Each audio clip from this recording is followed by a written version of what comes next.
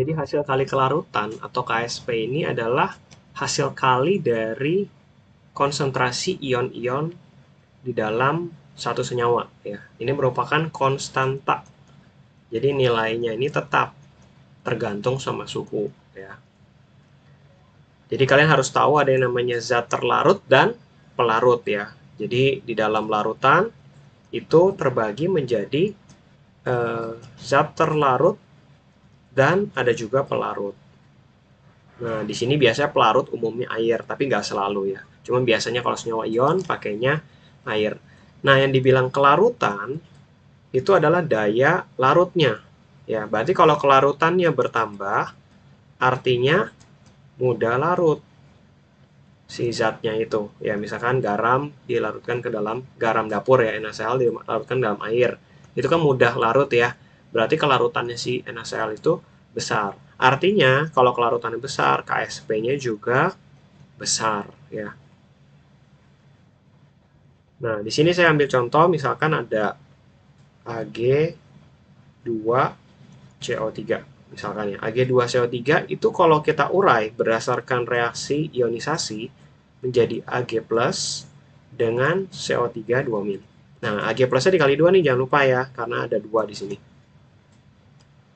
Yang namanya hasil kali kelarutan KSP itu adalah hasil kali konsentrasi ionnya dipangkat koefisiennya. Nah, seperti ini. Pada keadaan jenuh. Oke? Yang namanya KSP itu harus pada keadaan jenuh. Apa sih maksudnya keadaan jenuh? Keadaan jenuh itu adalah keadaan tepat dia terisi penuh di dalam si pelarutnya. Jadi kalau satu bagian kecil ya, misalkan 0,1 gram ditambahin lagi ke dalam larutan, dia tidak akan larut. Ya, jadi kalian bisa lakukan percobaannya sih. Ambil 1 gelas air, 100 ml air murni ya. Lalu kalian masukin garam nih. Garam dapur aja gitu kan ya, NaCl. 1 sendok ya. 1 sendok lalu diaduk. Sampai nggak ada lagi yang larut. Sendok kedua diaduk terus sampai nggak ada lagi yang larut garamnya. Semua nggak ada yang tersisa, maksudnya nggak ada yang mengendap, semuanya larut. Terus sampai sendok ketiga, sendok keempat, sendok kelima. Nah, waktu kalian tambahin sendok kelima misalkan, lalu ada yang sisa di sini nih, nggak larut-larut nih, ya udah diaduk-aduk setengah jam itu nggak larut-larut. Artinya keadaan larutan ini sudah lewat jenuh. Ya, nah yang namanya keadaan jenuh itu adalah keadaan tepat persis dia bisa melarutkan semua. Dan kalau ditambahkan sedikit lagi aja dan si sedikit lagi itu nggak akan larut-larut. Nah, itu namanya keadaan jenuh. Jadi sesaat sebelum terjadi pengendapan ya. Itu adalah keadaan jenuh. Oke, apa gunanya KSP? KSP ini gunanya adalah untuk membandingkan atau memperkirakan ya suatu reaksi itu sudah mengendap menghasilkan endapan atau belum ya. Kita bilangnya pakai QSP. QSP rumusnya ya persamaannya sama dengan KSP ya. Persamaannya sama dengan KSP. Maksudnya hasil kali ion-ion dipangkat koefisien. Cuman konsentrasinya QSP ini bukan pada keadaan jenuh. Ya. Tapi pada keadaan yang diminta di soalnya atau pada keadaan yang kalian mau gitu loh. Kalau KSP ini keadaan jenuh dan dia selalu tetap. Nah, kalian bandingkan QSP dengan KSP. Ya, jika QSP lebih besar daripada KSP, nah ini sudah terjadi pengendapan nih. Gitu ya. Kalau QSP-nya sama dengan KSP, ini tepat jenuh. Sama seperti yang tadi ya. Berarti ya QSP-nya itu belum terjadi pengendapan dengan konsentrasi yang ada. Kalau QSP lebih kecil daripada KSP, nah ini belum mengendap ya atau masih larut di dalam larutan. Oke. Jadi tujuan KSP salah satunya adalah menentukan atau memprediksi si larutan ini sudah larut atau belum. Si senyawa ini sudah mengendap atau belum gitu ya, masih larut atau masih larut atau sudah terjadi endapan. Kemudian ada pengaruh ion senama. Ya, nah ini saya selalu ilustrasikan ya.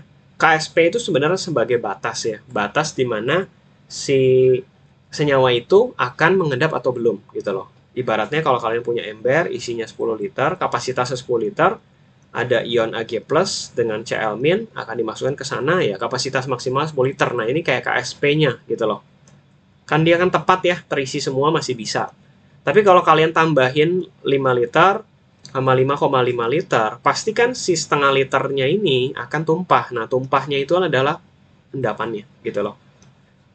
Nah, ion senama, apa sih maksudnya ion senama? Ion yang mirip atau yang sama dengan salah satu ion yang ada di dalam KSP, misalkan AgCl. Ya, mau dimasukkan ke dalam NaCl, ke dalam larutan yang sudah ada NaCl. Nah, di dalam larutan ini yang sudah ada NaCl, waktu AgCl yang mau masuk, itu Cl-nya udah ada di sini. Nah, itu namanya ion senama tuh, ion yang sama dengan si senyawa yang kita mau masukkan atau senyawa yang kita mau cek ini ya, kelarutannya. Ya, KSP-nya harus dikasih tahu. Seperti itu ya. Nah, pengaruh ion senama ini ternyata menurunkan kelarutan ya.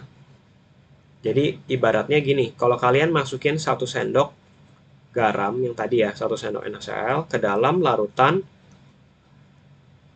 ke dalam air, 100 ml air sama 1 sendok sama NaCl ya, ke dalam larutan garam. Ini larutan garam ini sudah ada NaCl-nya nih ya. Nggak tahu udah berapa sendok dimasukin ke dalam situ.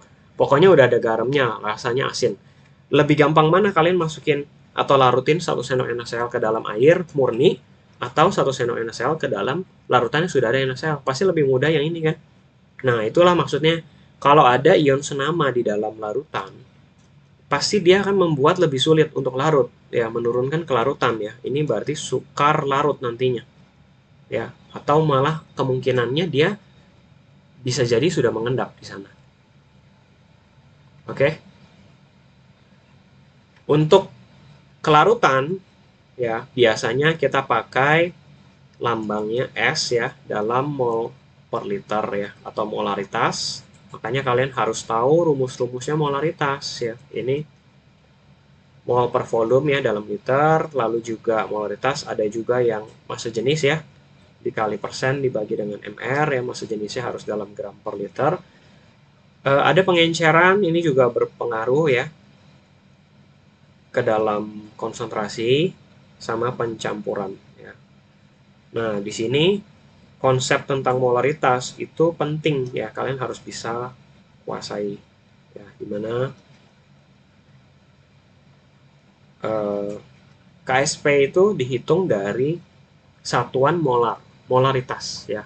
Makanya konsep tentang molaritas ini kalian harus ngerti. Nah, saya kasih contoh, misalkan ada BaCl2 deh. Menjadi Ba2+ ya, reaksi kesetimbangan ionnya tambah 2 Cl-. Nah, di sini kalau S ya BaCl2-nya, Ba2+ S, Cl-nya berarti 2S gitu ya. Oke, nah KSP-nya ya, KSP-nya adalah Ba2+ dikali dengan Cl- kuadrat ya. Nah, KSP-nya ini bisa langsung dihitung dari S itu yang tadi ya. Jadi 4S/3. Nah, ini sering banget sih ya KSP yang bentuknya 4S/3, S kuadrat, 27S/4 ya. Itu cuman pola aja ya. Yang penting kalian harus ngerti kalau ini S ini harus 2S karena koefisiennya 2. Dan KSP-nya itu ya ini Cl-nya dari sini ya. 2S harus dipangkat 2 lagi karena memang rumusnya dipangkat koefisien. Oke, sampai sini ya. Semoga jelas tentang KSP. Nanti di soal latihan, mungkin kalian bisa lihat ya contoh soalnya lebih jelas. Linknya kalian bisa cek di deskripsi video berikut ini. Oke.